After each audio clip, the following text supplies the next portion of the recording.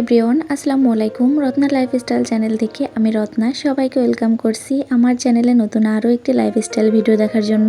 কাছে কিংবা দূরে যে যেখান থেকে আমার ভিডিওটি দেখা শুরু করেছেন, আশা করছি সবাই ভালো আছেন। আলহামদুলিল্লাহ, আপনাদের দোয়ায় আল্লাহর অশেষ রহমতে আমি আমার পরিবার নিয়ে খুবই ভালো আছি। গতকাল ভিডিওতে দেখিয়েছিলাম আমি সেমাই রান্না করব, কিন্তু বিকালের দিকে আর সেমাই রান্না করা হয় নাই। আমার মেয়ে আর খেতে চায় নাই। আমি বলেছিলাম আম্মু রান্না করে দিব কিনা, তা বলতেছে আম্মু আমার আজকে খেতে ইচ্ছা করতেছে না, তুমি আমাকে আগামীকাল রান্না করে দিও। আগামীকাল বলতে আজ সকালবেলায় রান্না করতেছি, যে সকালে নাস্তা হিসাবে পরোটা দিয়ে খাওয়া যাবে। ভিডিওর প্রথমেই বলে নিই, যে সকল আপুরা ভিডিওটি দেখা শুরু করেছে একটা লাইক দিয়ে ভিডিওটা কন্টিনিউ করো। আশা করছি সম্পূর্ণ ভিডিওটা ভালোই লাগবে। খুবই অল্প পরিমাণে সেমাই রান্না করা হচ্ছে। আসলে বাসায় এতটুকুই সেমাই ছিল, আর নাই, সব প্যাকেট শেষ হয়ে গেছে। আর রান্না করতে হলে আবার কিনে এনে খেতে হবে রান্না করে। অফ ক্যামেরায় মা মেয়ে নাস্তা করে নিয়েছি। আর এই তো সকাল প্রায় 8টা বাজে এখন। মেয়েকে স্কুলে পাঠিয়ে দিয়েছি। এখন দেখি বাহিরে একটা পাখি এসে আমাদের পেয়ারা গাছ থেকে পেঁপে খাচ্ছিল।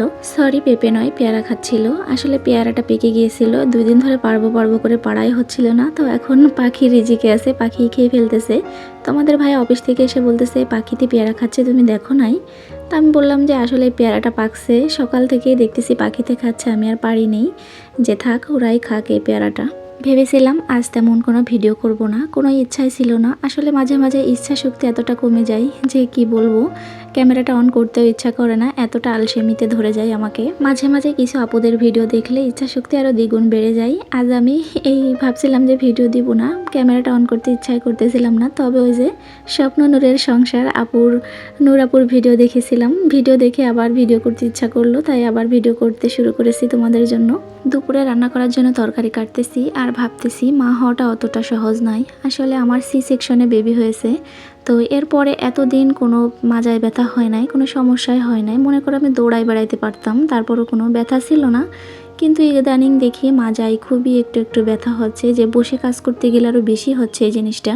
এর জন্য আর কি এই যে সামনের রুমে তরকারি সব ধরে এনে দাঁড়ায় কাটতেছি। আর আমার চুলাটা একদম নিচেই, বসে কাজ করতে হয়, এর জন্য আরও একটু অসুবিধা হয়। আর বাসাটা পাল্টাবো করে পাল্টানোও হচ্ছে না। অফিস থেকে একটা বাসা দিচ্ছে না, বাসা দিলে হয়তো এই সমস্যাটা সমাধান হতো। চুলাটা উঁচু করে রান্নাটা একদম সুন্দর করে পরিপাটি করে নিতাম। খুব ইচ্ছা ছিল আমার এই জিনিসটা করার, জানি না কখন আমার এই ইচ্ছাটা পূরণ হবে।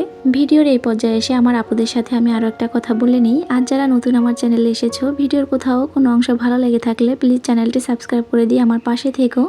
আর যারা পুরনো আছো, আমার ভিডিও প্রতিদিনই দেখো, তোমাদের মন থেকে অনেক ভালোবাসা রইল। অবশ্যই একটা লাইক দিতে তোমরা কিন্তু ভুলিও না। রান্না করার আগে সব কিছু কেটে কুটে ধুয়ে একদম রেডি করে নিয়ে গেলে কিন্তু অল্প সময়ে রান্না হয়ে যায়। আর এদিকে কিন্তু গ্যাসও কম পড়ে। অনেক সময় আছে যে আমরা চুলাটা অন করে চাউল ধুয়ে নিই, চুলাটা অন করে আমরা পেঁয়াজ কেটে নিই। আসলে এটা করতে গেলে আবার গ্যাস এদিকে চালানো থাকে, গ্যাস বিলও বেশি ওঠে। এর জন্য আর কি আমি প্রতিদিনই রান্না করার আগে কেটে কুটে একদম রেডি করে নিয়ে যাই।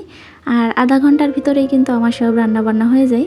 বিয়ের আগে ছিল মাথা ভর্তি ঘুম, আর বিয়ের পরে হয়েছে মাথা ভর্তি টেনশন।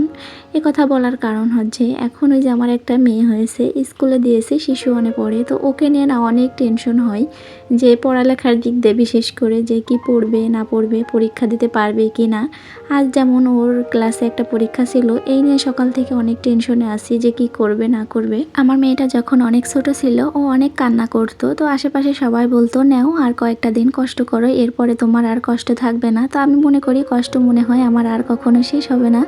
কষ্ট যেমন তেমন টেনশন, ওকে নিয়ে তো আমার দিন দিন টেনশন বেড়েই যাচ্ছে। আমার আপুদের সাথে কথা বলতে বলতে সব কিছু কিন্তু একদম রেডি করে নিয়েছি। আর এদিকে কিন্তু মাছও ভেজে নিয়েছি, মাছ দিয়ে করলা দিয়ে আলু দিয়ে রান্না করব। করলা আলু তোমরা কে কে খাও তরকারি রান্না করে জানাইতে পারো আপুরা। আজ দুপুরে তোমাদের ভাইয়া বাসায় খাবে, তো আমি টেনশন করতেছিলাম এক তরকারি রান্না করলে পছন্দ করবে কিনা, সাথে একটু ভর্তা করলে হয়তো ভালো হতো।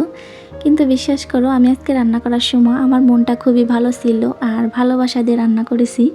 তো এই তরকারিটা তোমাদের ভাইয়া কিন্তু অনেক মজা করেই খেয়েছে, একটুও তিতা হয় না এই করলাটা। তোমাদের ভাইয়ার মুখের কথা, আমি তরকারি রান্না করলে তিতা হয় না, আমার শাশুড়ি রান্না করলে করলার তিতা হয়। কিন্তু আমার শাশুড়ির হাতের প্রত্যেকটা রান্নাই কিন্তু মজা, তিতা হলেও কেন জানি না এতটা ভালো লাগে। আসলে মায়েদের রান্নার মতন আমাদের রান্না কখনোই হয় না, মায়ের রান্নার হাতের তুলনা আমাদের সাথে তুলনা করাই যাবে না। করলা আর আলু একটু তেল দিয়ে ভেজে নিচ্ছি। আসলে এরকম ভেজে রান্না করলে একটু তিতা কম লাগে। আর এদিকে আমি চাউল ধুয়ে নিচ্ছি। চাউল ধোয়ার আগে এই যে 5 মিনিট আগে আমি ভিজিয়ে রেখেছিলাম। আর রান্নার আগে চাউলটা একটু ভিজিয়ে রাখলে হয় কি, চাউলে যত ময়লা থাকে বাড়তি ওগুলা খুবই অল্প সময়ে উঠে যায়। আর ভাত রান্না করলে ভাতটা একদম সাদা হয় আর ঝরঝরে হয়। সংসার জীবনে নতুন হিসাবে, নতুন রাঁধুনি হিসেবে ছোট ছোট টিপস তোমাদের মাঝে শেয়ার করি। যারা নতুন চ্যানেল ওপেন করেছো বা নতুন যারা বিবাহিত আর কি বিয়ে করেছো আপুরা, তোমরা হয়তো এই টিপসগুলা শুনে কিছুটা উপকারিত হবে। জানি না কে বা কারা আমার ভিডিওটা এখনো পর্যন্ত দেখতেছো, যারাই দেখতেছো না কেন তোমাদেরকে মন থেকে অনেক ভালোবাসা। একজন মায়ের কত টেনশন করতে হয় দেখো। আমি আজকে করলা আলুর তরকারি রান্না করতেছিলাম আর আমার মেয়ের জন্য টেনশন করতেছিলাম ওকে কি দিয়ে খেতে দিব। তো ওর জন্য আমি রান্না শেষে একটা ডিম পোস্ট করে নিয়েছিলাম, ওটা দিয়ে ভাত খেয়ে দিয়েছি।